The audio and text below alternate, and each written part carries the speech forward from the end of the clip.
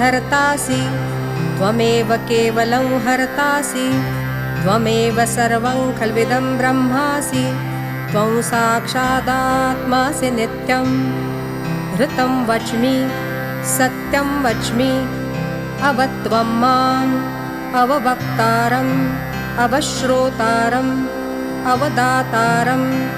अवधातारम् अवानुचानमवशिष्यम् अवपश्चात्तात् अवपुरस्तात् अवोत्तरात्तात् अवदक्षिणात्तात् अवचोर्ध्वात्तात् अवाधरात्तात् सर्वतो मां पाहि पाहि समन्तात् त्वं वाङ्मयस्त्वं चिन्मयः त्वमानन्दमयस्त्वं ब्रह्ममय